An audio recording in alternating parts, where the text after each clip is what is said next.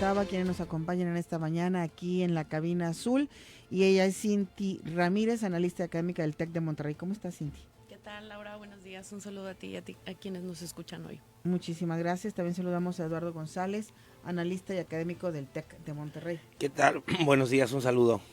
Gracias, y tenemos casa llena hoy con Omar Cruz Sánchez, analista académico de la UNIVA. ¿Cómo estás, Omar? Laura, auditorio, muy buen día a ustedes, Cinti y Eduardo.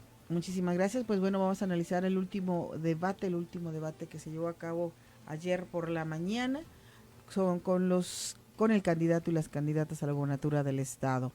Bueno, no me gustaría más que ustedes me empezaran a comentar, porque para mí fue algo muy similar a lo que ya habíamos visto en los tres episodios anteriores, pero bueno, ustedes son los especialistas. Cinti. Sí, Laura, me parece que vimos no solamente ataques repetidos, sino también propuestas que habíamos escuchado en los 3 debates anteriores. A mí me sorprende bastante que con un formato de 1 hora y media, ya para el cuarto debate, incluso para el segundo, no siga sin haber suficientes diagnósticos y suficientes propuestas acerca de lo que ocurre en un estado tan complejo y tan diverso como Jalisco. Quisiera hacer una crítica al formato del debate mismo, y este es un llamado al Instituto Electoral de nuestro estado, porque me parece que incluso el mismo planteamiento de las problemáticas estaba muy centrado en el área metropolitana de Guadalajara. Me parece que brilló por su ausencia el énfasis tan necesario en las regiones del estado de Jalisco. Entonces todos los temas terminaron por ser repetitivos, porque hubo otra vez esta idea de centrarse en el AMG en lugar de lo que ocurre en términos de movilidad, desarrollo humano, educación, etcétera, en otras zonas de Jalisco. Eso me parece muy criticable del formato mismo. Así es. ¿Alguien de ustedes quiere opinar, Eduardo? Sí, yo creo que en cuanto al formato, a mí me parece que pues permite, por ejemplo, como menciona ahorita Cinti, que para el segundo debate o a partir del segundo debate ya no hay tantas propuestas. Me parece que también, por otro lado, hay la posibilidad, yo ni siquiera diría de propuestas, sino de ocurrencias sin límites. Entonces empiezan a decir una serie de cosas que también el mismo formato permite, con estas, a mí me parecieron muy amplias bolsas de tiempo para ser agotadas casi en una misma gran sesión. Entonces yo creo que para otro proceso electoral, pues el formato podría hacer algunas modificaciones, aunque también debo de reconocer que desde 1994 a la fecha prácticamente ningún debate deja conforme a una buena parte de la ciudadanía. Es decir, los formatos se han hecho de diferentes formas y siempre está pues el señalamiento de que no fue el indicado, que hay que cambiarlo, que hay que modificarlo, que no permite la discusión, que son muchos ataques. Entonces yo creo que en cuanto al formato, esto pues seguirá siendo materia de trabajo para los siguientes procesos electorales. Omar. Coincido completamente con lo que acaban de comentar. La semana antepasada, creo, o hace 3 semanas, cuando veíamos lo del tercer debate, decíamos que si era necesario un cuarto debate, cuando prácticamente, como bien dice Cinti, ya estaban agotados los temas, ¿no? Ya en el sentido de que temáticamente estaba agotado, la discusión no, pero sí decíamos, es necesario un cuarto debate, y luego también nos contradecíamos porque comentábamos que cualquier cosa que permita a los ciudadanos tener contacto con las ideas, con las propuestas de los candidatos, abona la democracia. Entonces, tomando en cuenta eso, sí pudiera ser necesario, pero sí, el formato es muy aburrido de estos debates. Y aquí me quedo pensando en algo. Cuando fue el primer debate estatal, se señaló por muchas personas, incluso fuera del estado, que había sido mejor este formato que el debate presidencial, que había estado mucho mejor el IEPC. Sin embargo, el modelo no cambió, siguió siendo igual, el INE sí cambió su formato, hubo un debate diferente y aquí no.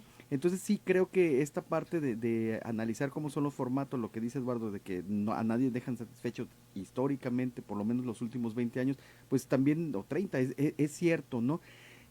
Aquí también entra el tema de los partidos, que luego a veces nosotros criticamos a los árbitros, a las autoridades electorales, pero luego los propios partidos son los que dicen, no, que sea de esta forma para que no haya esta situación de ataques y todo, y sus mismos candidatos, sus mismas estrategias son los que dinamitan esos acuerdos y empiezan a sacar cosas que a ellos no les parecen. Entonces digo, sí es complicado este tema, ojalá se recuperara el objetivo de estos debates, que es la confrontación de ideas cara a cara, donde uno le diga al otro y lo interpele y puedan con argumentos, con premisas, dar a conocer cuáles son sus propuestas.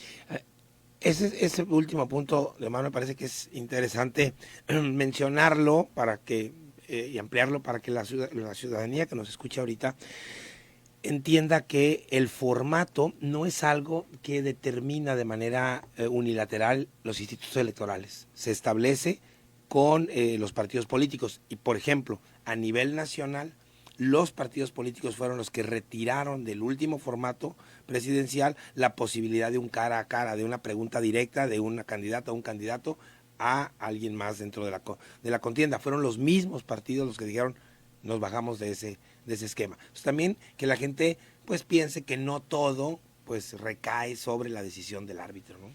Incluso hubo algunos intentos de este confrontamiento, de estas preguntas, pero no fueron contestadas. En un par de ocasiones Laura Aro lanzó alguna pregunta directa, pero no se le contestó. Lo que pasa es que el formato no obliga a contestar. Precisamente. Entonces, por eso. Pues, así es. Entonces, pues son llamados a misa. Si hubiera habido obligación de respuesta, pues se hubiera dado, porque fue una pregunta muy interesante la que hizo también Laura Aro, pero no hubo respuesta, se hizo caso omiso y tenía que ver con las guarderías y la cuestión de la alimentación para las primarias y secundarias, ¿no? Pero bueno, tenemos que hacer la primer pausa, regresamos. De nuestros niños en kinder, primaria y secundaria tendrán desayuno y comida todos los días. Un niño con hambre no aprende y nosotros queremos tener a nuestros niños muy educados. Eso lo voy a hacer y lo voy a hacer con muchas ganas y de la mano de todas y todos ustedes. Por supuesto que su servidora estará extendiendo el horario en las escuelas con clases de música y deporte. Vamos a construir también 100 nuevas unidades deportivas para nuestras niñas, niños y jóvenes. Y algo fundamental, vamos a crear el Sistema Estatal de Atención a la Salud Mental de las y los jaliscienses. Esto para apoyarlos ante la difícil situación que se vive, sobre todo después de la pandemia. El gran tema de la salud mental será un pilar fundamental en la formación educativa mediante programas de atención, diagnóstico y monitoreo en los planteles educativos. Desafortunadamente, nuestro país es líder mundial en obesidad infantil. Por esto lo digo, quedará prohibida la venta de comida chatarra en todas las escuelas de educación básica y media superior.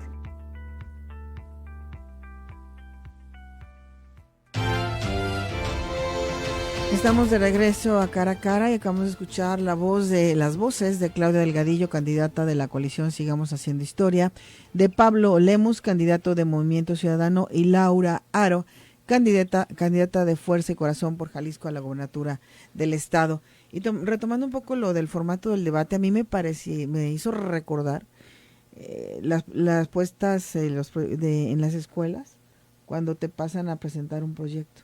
O sea, presentas tu proyecto, llevas tus laminitas, llevas todo, pero no pasa nada, no hay un intercambio de ideas, simplemente hiciste tu presentación y vámonos. Creo que sí haría falta cambiar un poco el formato del debate para que hubiera más interés, porque como ya lo comentábamos y lo acabamos de escuchar, muchas de estas propuestas ya habían sido dichas en los otros 3 debates. Y no sería que también ya son muchos debates. De hecho, aquí estoy recibiendo comentarios donde dice la gente, ya, déjenos descansar.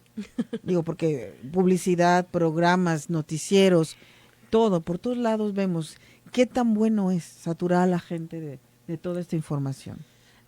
A mí me parece que el nivel en general ha sido muy bajo. Lo que estamos viendo es un proceso electoral que se ha movido en la superficialidad. Quiero rescatar algo de lo que decías hace rato, Laura. Nos estamos moviendo en lo que desde la ciencia política se conoce como política de la superoferta.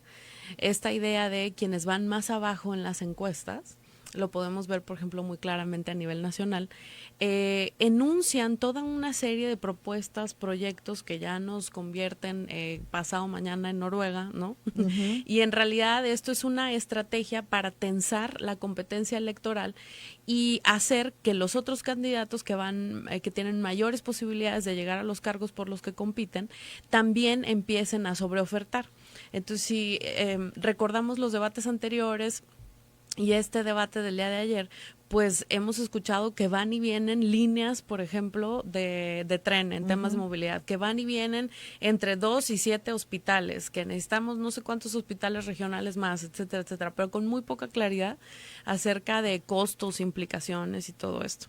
Entonces nos movemos, por un lado, en la política de la superoferta. Por eso las personas dejamos de creer en lo que escuchamos, porque de cierta manera nos damos cuenta que es, pues, este dicho mexicano de prometer no empobrece, no pasa nada, y ya después veremos qué se logra.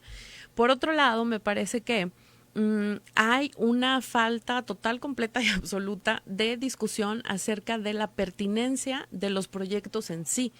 Los debates se van, la mayoría, en alusiones personales en cuanto a tema de corrupción, esto o el otro, pero no en decir, oye, a ver, quiero retomar eso que acabas de decir sobre política educativa.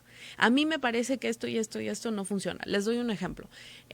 Ayer que escuchábamos sobre temas educativos, más allá del tema de la comida o de tratar de hacer algo por la infraestructura escolar en nuestro estado, escuchábamos mucho temas relacionados con tecnología, con digitalización, con comprar tabletas, etcétera. A mí me preocupa muchísimo que personas candidatas a la gubernatura del estado de Jalisco no volteen a las buenas prácticas y experiencias que se tienen a nivel internacional. Tenemos el caso, por ejemplo, de Suecia, que este año tenía que renovar su proyecto educativo de digitalización y la ministra de Educación lo detuvo porque planteó tal cual, después de 15 años de educar a nuestros niños y niñas con el uso de tablets, nos hemos dado cuenta que hay menor retención, menor capacidad de memoria, que está sufriendo la capacidad de pensamiento crítico, y lo que va a hacer Suecia es moverse hacia la desdigitalización, invertir 150 millones de euros en recuperar libros en los salones de clase. Entonces, no recuperamos ni las experiencias internacionales ni tampoco lo que ya se ha hecho en el país, porque con Peña Nieto se intentó el tema de las tablets que estaban siempre sin actualizar, etcétera. Entonces, no es ni la digitalización completa la respuesta, ni quedarnos en la época donde solamente se escribe en papel. Es usar cada cosa para lo que sirve de manera muy bien pensada. Si escucháramos este tipo de intercambios entre las personas candidatas durante el debate, creo que las personas saldríamos más informadas y también con una sensación de decir, mira, esta persona no nada más viene a plantear lo que le parece, sino que ha estudiado el tema y que también tiene críticas importantes a lo que proponen los demás y que por lo tanto piensa que su propuesta es mejor porque ha volteado a ver evidencia. Parece que no tomamos decisiones en lo público basadas en evidencia y eso a mí me parece súper preocupante. Pues esto que acabas de comentar es muy importante, interesante. Pareciera ser que solamente vemos nuestro pedacito de tierra, pero sin hacer una gran investigación para ver en dónde está funcionando o no. Es como sentarnos, ¿qué se te ocurre a ti que propongamos, Omar? Y ya tú me das una idea, tú me das otra, pero ok, ya tenemos la lluvia de ideas, vamos a ver cómo se ha movido en otros lugares, cómo ha funcionado, pero no, se queda aquí, en lo que planteamos en esta mesa, en lo que se nos ocurrió en esta mesa, pero sin ninguna investigación, sin ningún sustento. Así es. A mí, yo no escucho nunca que citen, por ejemplo, este proyecto en tal lugar dio estos resultados, o lo que dicen estos teóricos que se dedican a tal cosa es esto, o lo que se resultó de tales estudios que tienen que ver con salud mental ha dado como resultado tal cosa. O sea, parece que no hay ciencia en la política. Y se supone que eso es parte de lo que debe ocurrir. Se deben tomar decisiones de lo público pensando a partir de la evidencia y de diagnósticos adecuados. Y entonces, pues con eso las personas candidatas contribuyen a un nivel muy superficial del debate, ¿no? Se podría pensar, y eso nada más es una mera idea mía, de que a lo mejor pues nos centramos en la problemática que se vive en nuestro estado, en nuestra zona metropolitana. Para mí, ¿de qué me sirve que en Suecia se haya hecho esto si es otro tipo de educación, otro país, otro idioma? No sé. Es una idea que pudiera pensar yo, que por eso no se centra nada más en lo que... Pero no volteamos a ver ni lo que ya hizo la administración federal anterior, pues hay experiencias, ¿no? claro, en América Latina, en todos lados. Además, en realidad las problemáticas en muchos países son comunes. Por ejemplo, en tema de movilidad, no se plantean casos emblemáticos como Medellín, que se parecen mucho a nosotros, ¿no? Entonces, así es. Sí, a mí me parece también que regresando al asunto del formato y de la poca capacidad que tienen y el candidato para plantear, proponer cosas con base en otras experiencias exitosas. Yo quisiera mencionar que me parece muy delicado que en el debate de ayer la candidata Laura Aro insistiera en algo que durante la campaña se ha venido insistiendo desde la oposición, que tiene que ver con esta idea de que esta elección, si la gente, como las encuestas lo están manifestando, en el caso nacional, si la gente sale y vota en mayoría por la candidata de la alianza encabezada por Morena, Claudia Sheinbaum, entonces lo que estamos haciendo es dándole la espalda a la democracia. Y a mí me parece que eso es muy delicado. Es decir, si más del 50% de la población que va a ir a votar cruza esa opción, o en el caso de Jalisco, según la última encuesta, también tomando la de Reforma, sale y marca por Pablo Lemus, a mí me parece que no hay elementos para decir que a nivel nacional se le dio la espalda a la democracia y que a nivel local, entonces, bajo esa lógica, tendríamos que decir lo mismo, ¿sí? Entonces me parece que el seguir azuzando el ambiente electoral con esta idea de es que en las próximas elecciones vamos a la democracia o no la democracia, pues habría que ver cuál es el resultado, cuál es el porcentaje de votación de quien salga ganador, y si lo hace con un amplio margen de apoyo de la ciudadanía,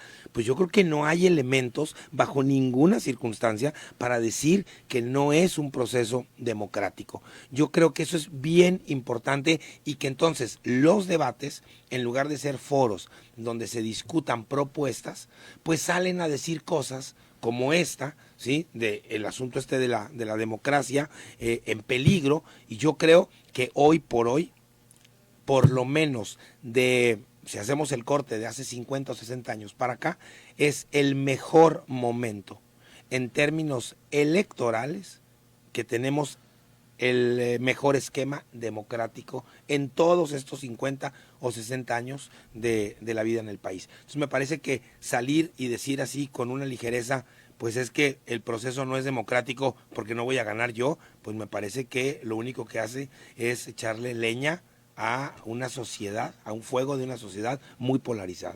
La democracia la hacemos nosotros. Sí, la democracia la hacemos nosotros. Creo que ahí, sobre todo en el caso de esta candidata, Laura Aro, aunque ella dice yo no voy a atacar, yo no voy a decir esto, o sea, realmente en su discurso sí está siendo beligerante, por usar un término, y también cayendo en una parte que se señalan varios, que yo no voy a dividir ni a polarizar, ¿no? Cuando habla de este tema, como bien dices, la democracia la hacemos todos, pero ella de manera implícita quiere decir que si votas por una opción, votas por los demócratas, y si votas por otros son los autoritarios, ¿no? Y entonces esa parte de ese discurso de nos están atacando, están diciendo que somos los fifís, pues también se está utilizando del otro lado, no diciendo no, ellos son los autoritarios, los totalitaristas, ¿no? Entonces digo, creo que ese va por ahí ese tema del debate. Yo creo, como dice y lo dice bien Eduardo, o sea, si todos vamos a votar, bueno, o los que vayamos a votar y todo, y estamos conformes con que ejercí mi derecho y acepto el resultado, digo, creo que estamos llegando a un tema de un ambiente democrático, ¿no? Que es lo que se busca, ¿no? Nos guste o no, pero si vemos que hay orden, que la gente fue a votar y eligió tal o cual opción, no hay problema, ¿no? Pero también cuando empiezan ya con las descalificaciones previas de que esto está mal, que va a haber fraude, entonces cuando empieza a desalentarse la votación o a meter dudas a un proceso que todavía pues ni siquiera está ocurriendo la jornada electoral, ¿no? Y ya hay cuestionamientos. Y lo peor, creo que confunde más a la ciudadanía, y también con esta división lo hemos hablado aquí, el que gane el partido, que gane el candidato, la candidata que gane. A final de cuentas todos somos mexicanos, todos vivimos en el mismo país, y creo que todos estamos interesados en estar bien, y estas divisiones que se han venido marcando durante años no nos benefician. No tenemos por qué ser rivales ni enemigos, porque cada quien le va a un partido diferente, simplemente tenemos ideas diferentes, ideologías diferentes, pero que el día que vayamos a votar, vayamos convencidos de que queremos votar por ese candidato o candidata, por lo que nos ha ofrecido, o lo que hemos visto que ha hecho durante su carrera política, pero no por la división de que no es que tú eres de tal de tal equipo, yo soy de otro, y no escucho nada de lo que dicen los demás. Creo que tenemos que tener apertura a escuchar lo que dicen todos y cada uno de los candidatos y las candidatas, y entonces sí, tomar nuestra decisión de una manera responsable, bien analizada, cualquiera de los candidatos que vayamos a votar. Pero ya dejarnos de pensar si soy fifí, si soy chairo, si soy totalitario, si soy... ¿Qué eres tú? ¿Qué es lo que quieres para tu país? A final de cuentas, los fifís y los chairos vamos a seguir viviendo en el mismo país.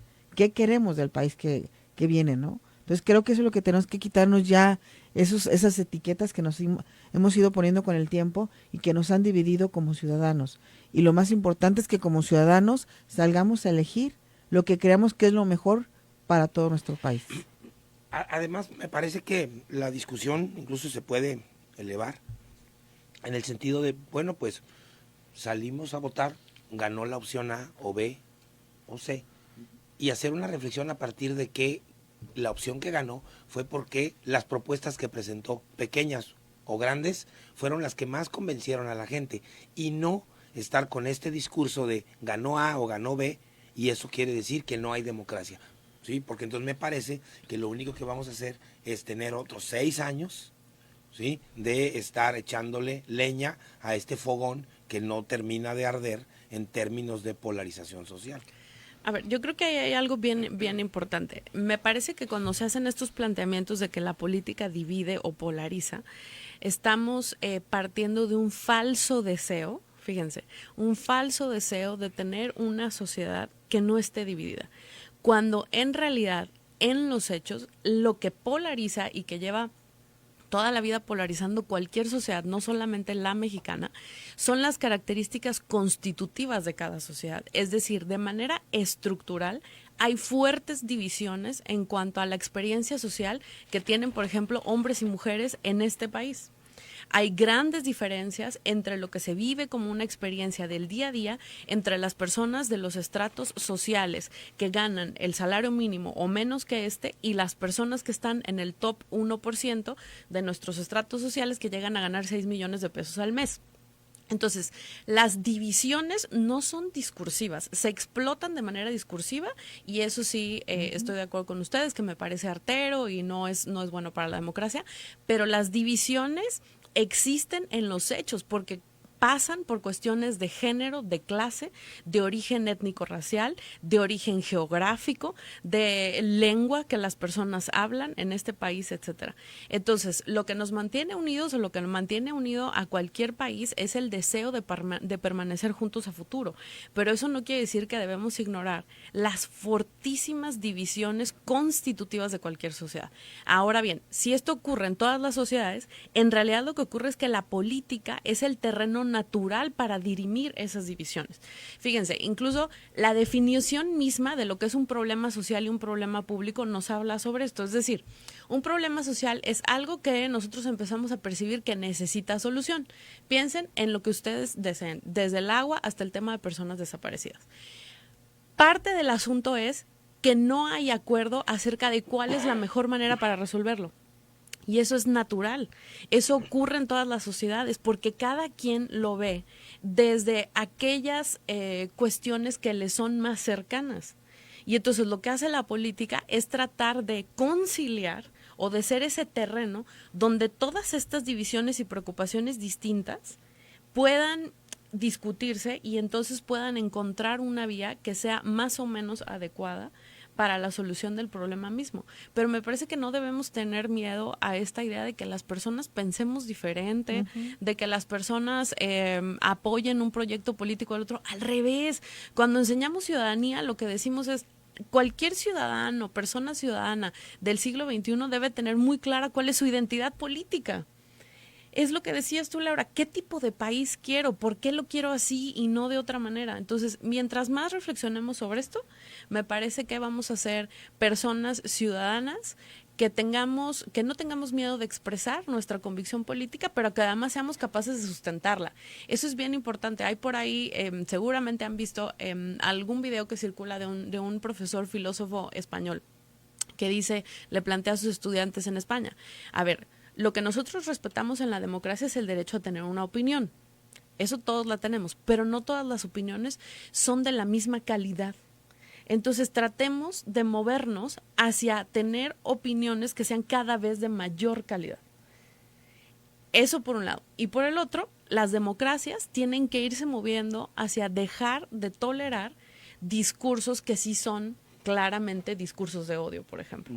Entonces, eso más o menos ese es el terreno de la democracia, es justamente dirimir todos estos desacuerdos, estas ideas distintas acerca de cómo resolver las cosas. Tenemos que hacer una pausa y regresamos con tu comentario, Mar, ¿va? Regresamos. Estamos en Cara a Cara. Te recuerdo que estamos platicando con Cinti Ramírez, analista académica del TEC de Monterrey, Eduardo González, analista académico del TEC de Monterrey, y Omar Cruz Sánchez, analista académico de la UNIVA, con quien nos quedamos con tu comentario antes del corte. Sí, gracias, Laura. Bueno, retomando un poco lo que comentaban, digo, creo que aquí el problema son, por una parte, reconocer esas diferencias, esas diferentes formas de pensar, y por la otra los extremos, ¿no? Que esos son los peligrosos, ¿no? Y estos discursos de odio, como decías, ¿no? De que finalmente es o estás conmigo o estás en mi contra, y no es ahí ya no estás reconociendo que piensa diferente, o sí, si piensas diferente estás en mi contra y eres mi enemigo, ¿no? Llevar a esos extremos, a esa polarización, creo que es lo que está mal. A mí me gustaría, digo, también retomando un poco el tema del debate del día de ayer, algunos aspectos que me llamaron la atención de manera interesante, ¿no? Por una parte, de la candidata de Claudia Delgadillo, el tema de que ahora hubo una mejoría de su forma, desempeño discursivo del primer debate, cuarto debate, es obvio. También, obviamente, pues comparado con los demás, digo, pues ya ahí quizá no sale tan bien calificada, pero sí hubo una mejoría, ¿no?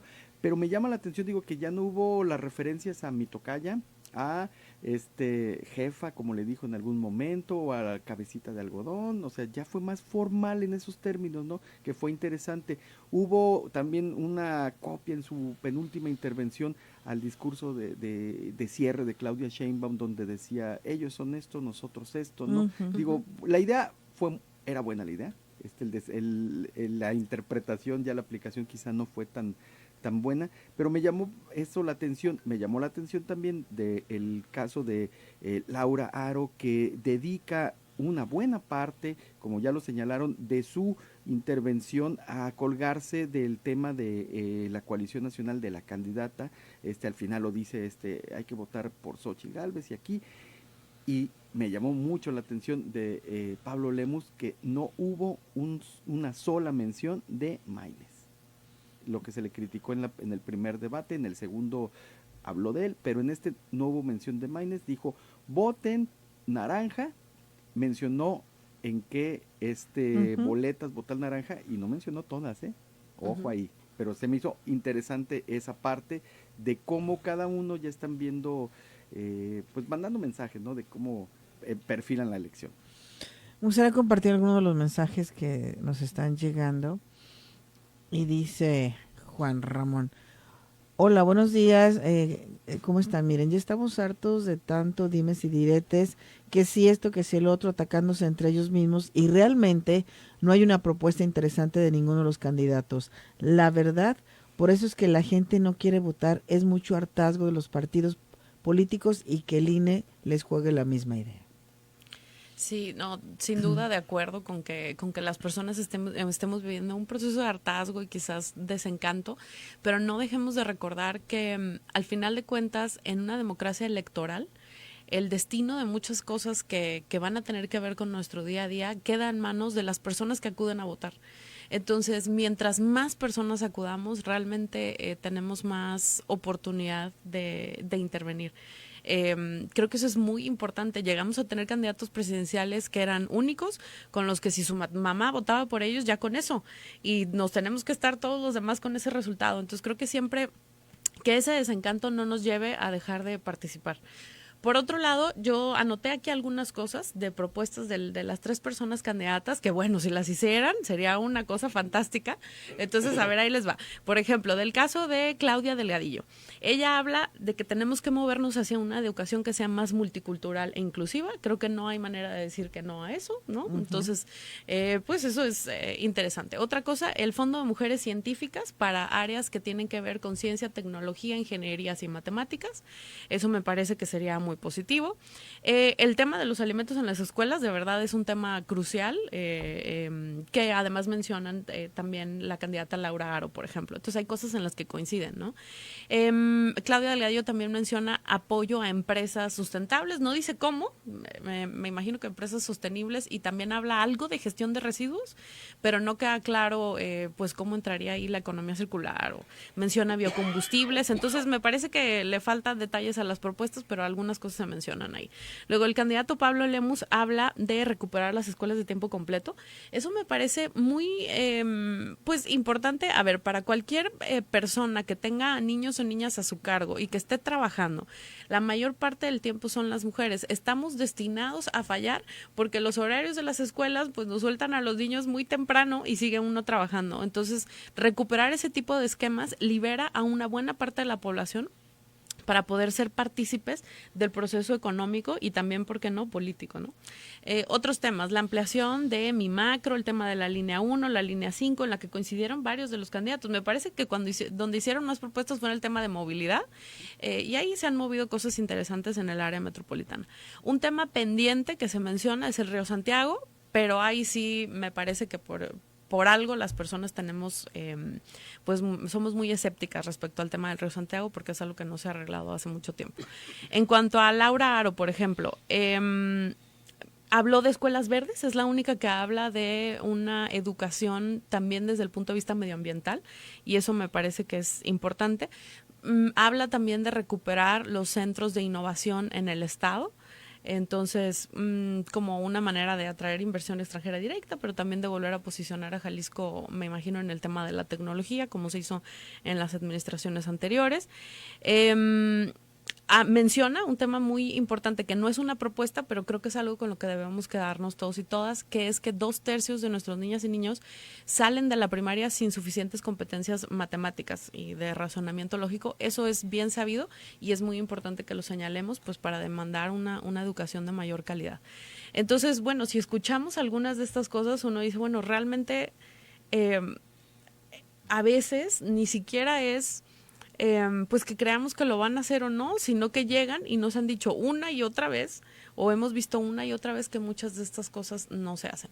Cuando se hacen, da mucho gusto. Está, por ejemplo, el tema de las colmenas, que es algo que se ha repetido en 3 o 4, pues creo que en los 4 debates, de hecho, estos centros comunitarios que han funcionado bien, me parece que hay que seguirlos apoyando, así como el tema de las utopías de Iztapalapa de Clara Brugada, por ejemplo, son proyectos que funcionan, que valen la pena y que hay que seguir apoyando. Entonces, yo haría un llamado a que tampoco caigamos en esta idea de que nada funciona y de que todos son iguales, porque tampoco es así. Sí hay diferencias importantes en los proyectos, aunque discursivamente sí sean muy parecidos, en que a veces son muy malitos o muy superficiales, sí hay diferencias en cuanto al tipo de proyectos que se favorecen. Sí, adelante. No, y nada más tener en cuenta que cuando a veces decimos, bueno, hay una serie de propuestas, pero faltan los cómo y los costos económicos, también creo que hay un elemento que a veces se nos olvida, y lo quiero poner de ejemplo con el caso del río Santiago. Es decir, la cuenca de El Lerma, Chapala, Santiago, el asunto trasciende al gobierno estatal. Es un asunto que tiene que ver con aguas federales, pero también con otros estados. El Estado de México, Michoacán, Guanajuato, Nayarit, Jalisco. Entonces, también me parece que es importante que las y el candidato no solamente nos digan, porque aquí abro un paréntesis, en realidad, por propuestas en términos discursivos, pues yo me quedo con cualquiera, con el que me cumpla lo que diga, yo agarro el paquete que me pongan, ¿sí? Entonces, no solamente que nos digan cuánto va a costar, cómo lo van a hacer, sino también que no propongan cosas más allá de lo posible, además del asunto económico, como es esta cuestión del río Santiago. Es decir, Jalisco, por más que quiera hacer cosas para limpiar el agua del río Santiago, pues serán muy pequeñas en tanto la política no sea un asunto que tenga que ver con el resto de los estados y la federación. Sí, entonces me parece que también eso es importante mencionar, como también cuando Pablo Lemus insiste en que sobre las vías del tren, que corre Ferromex en Guadalajara, va a meter un tren intraurbano. Eso no hay manera de que suceda, porque ¿dónde vamos a meter a Ferromex? Entonces, también algunas propuestas pues rayan incluso pues en unas ocurrencias así, pues camino al debate, ¿eh? Sí. Perdón, Sí, me quedé con lo que dijiste casi al principio, que cuando hiciste el comentario sonreímos los tres, decías, es que parece como cuando los alumnos pasan a exponer algo, ¿no? Uh-huh. Realmente es cierto, y yo digo, lo habíamos comentado, ¿cómo le dices a tu alumno, oye, échale más ganitas, ¿no? O sea, explica los cómo y todo, porque luego, por ejemplo, en este caso, que yo los dejo ver el debate y luego te dicen, pues ellos ya son grandes, son políticos y están presentando eso, porque a mí me exige otra cosa, ¿no? Precisamente por eso, ¿no? Para que ellos se den cuenta quizá también de qué cosas pueden mejorarse y todo, y que argumenten, que digan, esta es la idea, porque puede ser, no quiero que desarrolles todo el proyecto, pero sí, presenta una idea, susténtala, di más o menos por dónde va, y ya quedamos conformes, no como el alumno, como bien dice ahorita, no una ocurrencia, ay, que voy a decir, ay, ya se me ocurrió algo, ahorita que pase voy a decir esta sugerencia, opinión, wow, ¿no? Y todos van a decir qué buena es, sí, pero o sea, se me ocurrió ahorita, ¿no? Ese es el problema, que a veces eso parece en los debates. Dice Ramón, ¿de cuál democracia hablan? Si de verdad hubiera democracia, habría votaciones para postular a nuestros candidatos y no poner a los que el gobierno escoge. Bueno, yo creo que primero hablamos de la democracia mexicana. Eso me parece que es importante que la gente entienda. O sea, a veces quiere la gente que tengamos una democracia como en Gran Bretaña o en Alemania. La que tenemos es para la que nos alcanza. Y también, por otro lado, el gobierno no pone a los candidatos. O sea, también hay que ser desde la ciudadanía pues más finos en términos conceptuales. Es decir, el gobierno pone los candidatos, eso no es cierto. Dice Gabriel que tiene que ver algo con lo que se platicó hace un momentito. Dice, la oposición en Jalisco y en el país no apoyan los programas y proyectos solo por no venir de ellos y no se construye, son los principales responsables de los radicalismos. O sea, yo entiendo que tiene que ver lo que decía hace un momento. Llega otro partido a lo mejor a ganar ya sea la presidencia o llega a ganar el estado o municipios y lo primero que hacen es desechar lo que se hizo porque no es del partido que yo represento, sin hacer un análisis de si o no estaba funcionando. Y es volver a empezar de cero con otras ideas, con otros proyectos, y esto nos genera más gasto en cuestión de económica y de tiempo, ¿no? Sí, y creo que ahí podríamos voltear otra vez a la experiencia de otras ciudades. Ciudades como Medellín vieron este asunto y dijeron, a ver, cada que cambiamos de alcaldías, de repente cambiamos de color y es borrón y cuenta nueva y es volver a iniciar cada cosa. Una de las cosas que se les ocurrió es hacer un consejo de ciudad que hace varias cosas. Lo primero es, hace las veces de los profes cuando van y nos presentan los proyectos. Antes de que las personas candidatas puedan salir al público a decir cuál es su plataforma política, tienen que pasar por una presentación en ese consejo. Y entonces ese consejo les dice, no señor, no señora, esto que usted está proponiendo va en contra de algo que ya ha funcionado en la ciudad y entonces eso me lo quita. Entonces hay filtro anterior. Eso ayuda a subir el nivel. Otra cosa que hace este consejo en Medellín, que está formado por personas académicas, distintos actores sociales, empresarios, representantes de la ciudadanía, etcétera. Otra cosa que hace este consejo es ver cuáles son las políticas que han funcionado bien y hay un acuerdo de blindarlas por cuando menos una década, de tal manera que sean intocables, llegue quien llegue en el proceso democrático y de cambio de colores, para que durante 10 años queden ahí. A los 10 años se hace una evaluación y si están funcionando, continúan.